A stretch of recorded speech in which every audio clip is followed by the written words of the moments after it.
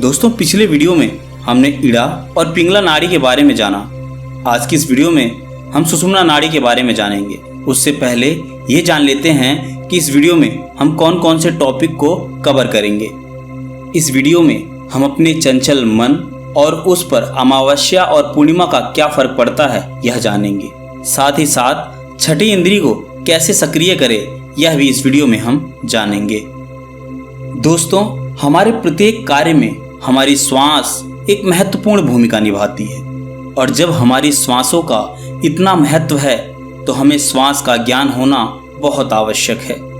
हमारा यह श्वास ही तो है जो हमें स्वस्थ और निरोग बनाता है, तो क्यों ना हम श्वास के बारे में पूर्ण जान लें। एक स्वस्थ व्यक्ति जो सही तरीके से सांस लेता है वह रोगों से बचा रहता है। दोस्तों, पिछली वीडियो में हमने नाड़ी विज्ञान के बारे में बात की, जिसमें हमने इड़ा नाड़ी, पिंगला नाड़ी और सुषुम्ना नाड़ी के बारे में जाना। लेकिन हमारी कौन सी नाड़ी एक्टिव है इसका पता हमें कैसे चले। दोस्तों, हमारी श्वास इड़ा नाड़ी में चल रही है या पिंगला नाड़ी में चल रही है, इसे जानने के लिए शांत भाव से मन को एकाग्र करके बैठ जाएं। अब अपने दाहिने हाथ को नाक छिद्रों के पास लेकर जाएं। अब सांस को बाहर फेंकें। ऐसा करने पर आपको एक छिद्र से श्वास का अधिक स्पर्श होगा। जिस छिद्र से श्वास निकले बस वही नाड़ी चल रही है। एक दूसरी विधि भी है। इस विधि में आईने को नाक छिद्रों के पास रखें और जब आप श्वास को छोड़ेंगे तो आपके श्वासों से निकले वाष्प के कण उस आईने पर दिखने लगेंगे। बस आपको अब यह समझ लेना है कि आपका वही स्वर चल रहा है जिस नाक छिद्र के सामने वाष्प के कण जमे हुए हैं। यदि हमें थोड़ा भी स्वर विज्ञान का ज्ञान हो जाए तो हम कई दैनिक समस्याओं से बच सकते हैं। जैसे पेशाब करते वक्त इड़ा नाड़ी चलेगी तो यौन शक्ति में कमी जैसी बीमारियों से बचा जा सकता है।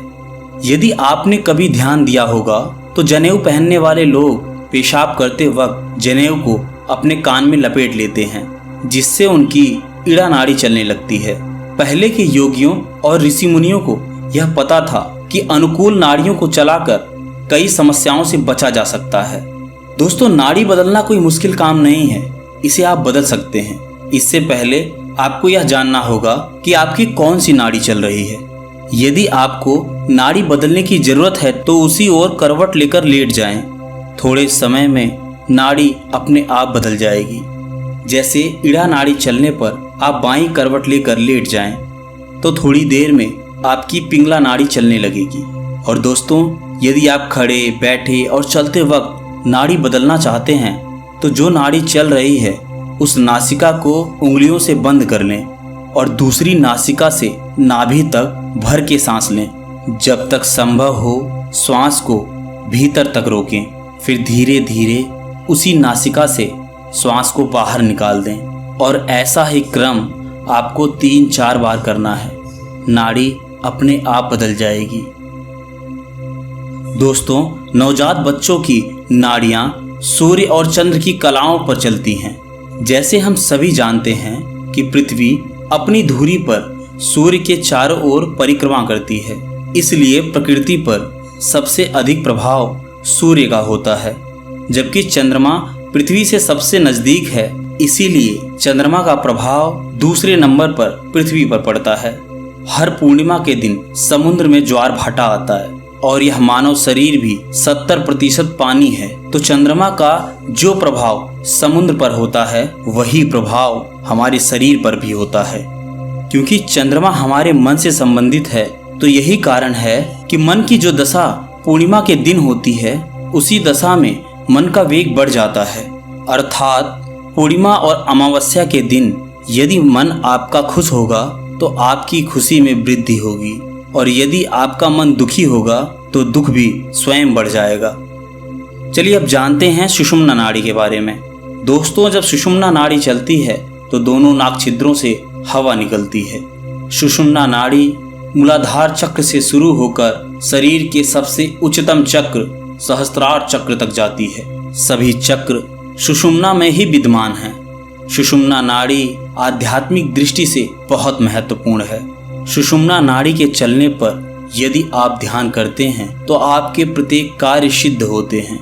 तो प्रश्न यह आता है कि सुषुम्ना को क्रियाशील कैसे करें। तो सुषुम्ना को क्रियाशील करने के लिए अनुलोम विलोम प्राणायाम करें। हमारे शरीर में सूक्ष्म और अतिसूक्ष्म हजारों नाड़ियां होती हैं। इन नाड़ियों में प्राणवायु को पहचानने का कार्य अनुलोम विलोम के द्वारा ही संपन्न होता है। हमारी नाड़ियों से गंदगी को बाहर निकाल उन्हें स्वच्छ और शुद्ध करने का कार्य अनुलोम विलोम प्राणायाम के द्वारा ही संभव है। इसलिए कुछ योगी इसे नाड़ी शोधन प्राणायाम भी कहते हैं, जिसके कारण आलस्य, क्रोध और चिंता से मुक्ति मिलती है। सुषुम्ना के क्रियाशील होने से मनुष्य मानसिक शांति, आंतरिक संतुलन और भविष्यवाणी बताने जैसी शक्तियां प्राप्त कर लेता है। दोस्तों, आपने छठी इंद्री का नाम तो सुना ही होगा, जिसे कुछ लोग सिक्स्थ सेंस या थर्ड आई कहते हैं। तो इसीलिए सुषुम्ना नाड़ी की सक्रियता को भी सिक्स्थ सेंस कहा जाता है। हमारे शरीर में 5 इंद्रियां होती हैं, जिसमें आँख, कान, जीभ, नाक और त्वचा शामिल है। इन सब के अलावा एक और सेंस होती है जो निष्क्रिय अवस्था में हमारे शरीर में रहती है, जिसे आप केवल प्राणायाम के माध्यम से ही सक्रिय कर सकते हैं। हमारे कपाल के नीचे एक छोटा सा छिद्र होता है। इसी छिद्र से सुषुम्ना नाड़ी मूलाधार चक्र तक जाती है। हमने ऐसे बहुत से लोगों को देखा है जिन्हें भविष्य की घटना का आभास पहले ही हो जाता है और वह व्यक्ति दूसरे के मनों के विचारों को पढ़ सकता है। इसका अर्थ यह हुआ कि उस व्यक्ति में ध्यान को करने और मन को एकाग्र करने की शक्ति औरों से ज़्यादा है। छठी इंद्रिय भावों के बीच में आज्ञा चक्र पर होती है। सुषुम्ना नाड़ी के जागृत होने से छठी इंद्रिय भी जागृत हो जाती है। इसके अलावा दोनों भावों के बीच वाले स्थान पर नियमित ध्यान करके आज्ञा चक्र को जागृत किया जा सकता है।